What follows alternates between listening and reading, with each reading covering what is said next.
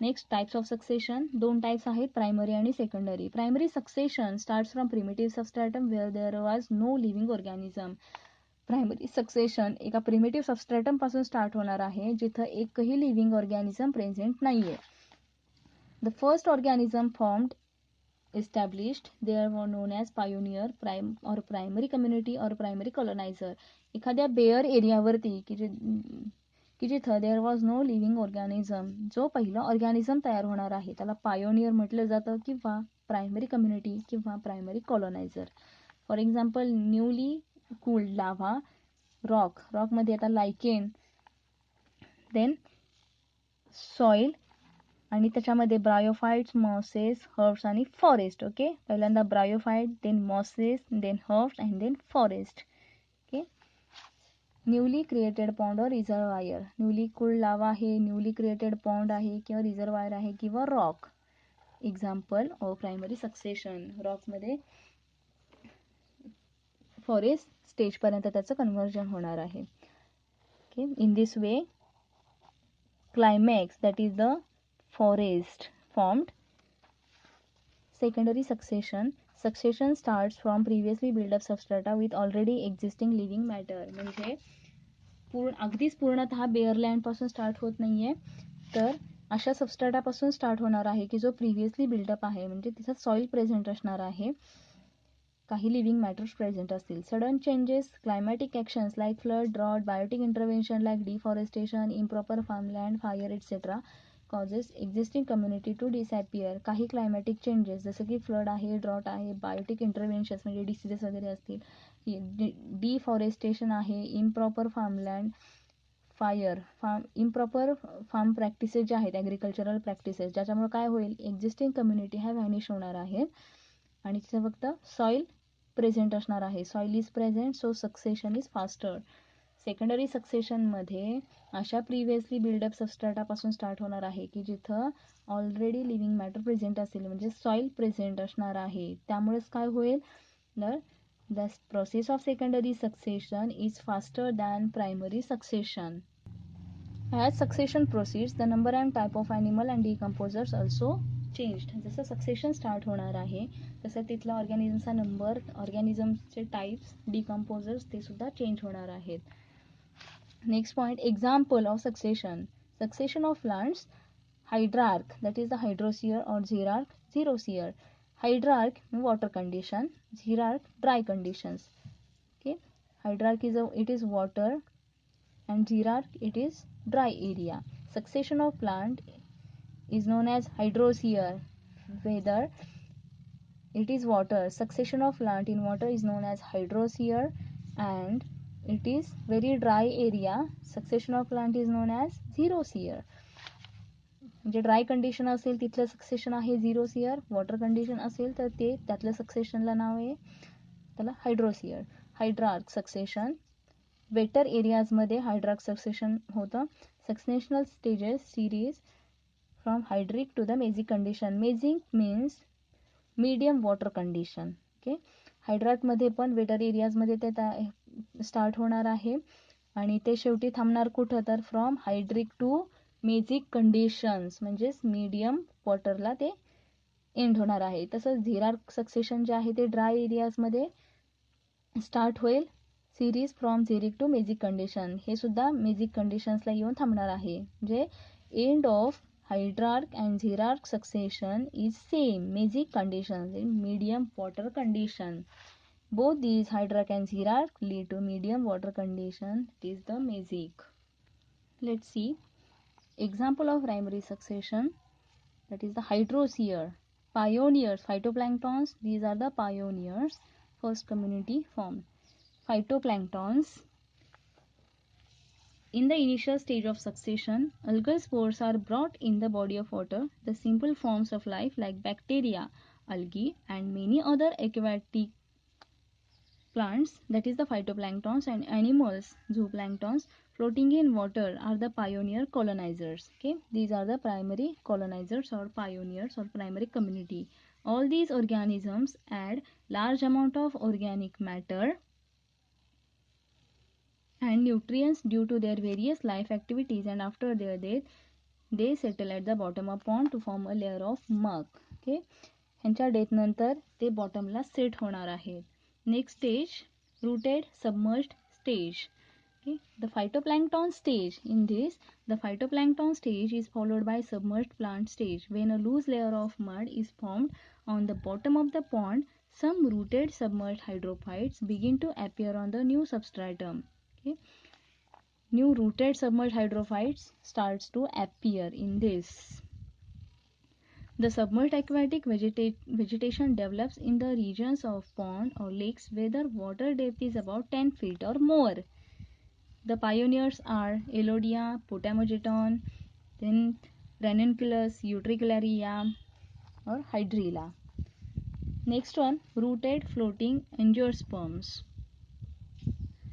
or this is known as floating stage. When the depth of water reaches about 4 to 8 feet, the submerged vegetation starts disappearing from its original place. Okay, काय होणार आहे इथं तर when the depth of water reaches up to 4 to 8 feet, the submerged vegetation starts disappearing. हे submerged जे आहेत हे disappear होतील from its original place, and then the floating plants, okay, हे जे floating plants आहेत, floating plants make their appearance gradually in that area. Submerged plant disappear होतील आणि floating angiosperm तिथं डेव्हलप व्हायला सुरुवात होणार आहे. In the beginning, the submerged and floating plants grow intermingled, but in the course of time, the submerged plants are replaced completely. Okay, the most tolerant species in the area are able to reproduce and perpetuate. Able to reproduce, their broad leaves floating on the water surface. त्यांचे leaves जे आहेत ते float होणार आहे. That's why this is floating. Okay, example आहे त्याचं lotus. Next stage आहे free floating plants. तेच फ्री फ्लोटिंग प्लांट्स आणि रूटेड फ्लोटिंग हे बऱ्यापैकी एकच आहे. फ्लोटिंग स्टेज म्हणायचं ह्याला. Floating stage. Floating stage include rooted floating angiosperm and free floating plants. Examples lotus, pistia. Next one, reed swamp stage. There is development of reed swamp stage from floating stage. When the pond and lake become too shallow, water depth कमी होणार आहे. The habitat is changed so much that it becomes less suited to the floating plants. Waterची depth जी आहे ती कमी होईल, which become unsuitable for floating stage. त्यामुळे हे जे प्लांट आहेत हे डिसअपिअर होतील आणि तिथं रीड्स फॉर्म होणार आहेत. Okay, the habitat is changed so much that it becomes less suited to floating plants. Some other plants which are well adapted to new environment will then come in under these conditions. The floating plants starts disappear gradually and their places are occupied by amphibious plants which can live successfully in aquatic as well as aerial environment.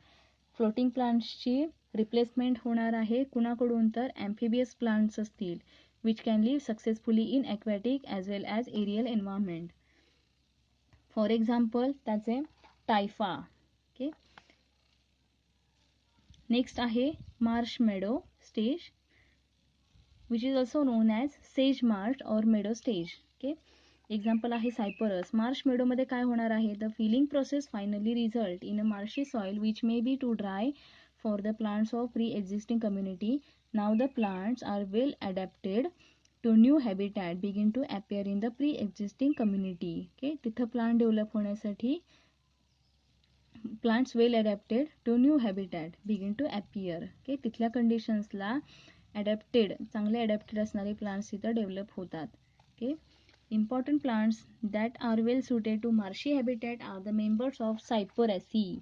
Cyperaceae फॅमिलीतले जे members आहेत ते Marsh मेडो ह्या स्टेजमध्ये तिथं develop होतात. सायपरेसी असेल किंवा ग्रामी ह्या फॅमिलीमधले मेंबर्स तिथं ग्रो होणार आहेत. द स्पेसीज ऑफ सेज and rushes, species of Themeda, irises, like these members also developed in the marsh meadow stage. All these plants grow most luxuriantly in the marshes. ह्या मार्शेसमध्ये ते प्लांट्स अगदी सोयीस्कररित्या वाढणार आहेत. They absorb and transpire a large quantity of water. Okay. Next आहे woodland stage किंवा scrub असं सुद्धा म्हणतात त्याला. नेक्स्ट स्टेज आहे वुडलँड स्टेज, स्क्रब आणि ट्रीज. ओके, वुडलँड स्टेजमध्ये काय होईल तर in the beginning some shrubs and later medium size trees form open vegetation or woodland. Medium साईजचे ट्रीज तिथं डेव्हलप होतील. सुरुवातीला श्रब्स आहेत, त्याच्यानंतर मीडियम साईजचे trees. These plants produce more shade and absorb and transpire large quantities of water. Okay, तिथले जे trees आहेत ते शेड प्रोड्यूस करतील and transpire large amount of water. Thus, they render the habitat more dry. Shade-loving herbs may also grow under trees and shrubs. The prominent plants of woodland community are species of Butasian, Acacia, Cassia, Terminalia, Salix, and Ulmus, Quercus, Cephalalanthus, etc. Okay, and last one is climax forest. Okay, this is the climax. क्लायमॅक्समध्ये काय होईल, after a very long time the hydrosere may lead to development of climax vegetation. Hydrosere हे एखाद्या climax vegetation म्हणजे forest एरियामध्ये ते develop होणार आहे after very long time. As the level of soil is raise much above the water level by progressive accumulation of humus and soil particles. Soil particle आणि humus ॲक्युम्युलेशनमुळं काय होणार आहे, soil is raised much above the water. The habitat becomes more dry and certainly well aerated. In such a habitat, well-adapted, self-maintaining and self-reproducing. Okay.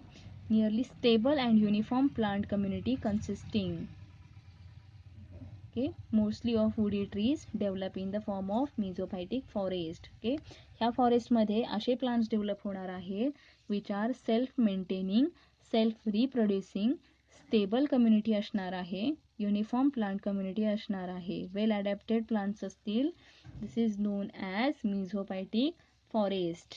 This is all about hydrosere, succession in hydrosere. In this way, water body is converted into land. Forest is developed. This is slow process, and because it starts from primitive substrata where there is no living matter, it requires thousands of years. Next example आहे xerosere, secondary succession मध्ये. Xerosere, climatic biotic factors responsible for disappearance of existing community. कुठून start होणार आहे, previously buildup substrata where there is presence of any living matter means soil present असते तिथं. Climatic Biotique कंडिशन्समुळे तिथली existing community disappear होणार आहे आणि तिथं सक्सेशन स्टार्ट होईल. Soil is already there, succession rate is much faster, therefore climax is also reached more quickly. Climax stage ही खूप लवकर तिथं तयार होणार आहे. सक्सेशन रेट फास्टर आहे than the primary succession. Example shows forest ecosystem after fire. Fire नंतर काय होणार आहे, फायर झाल्यामुळे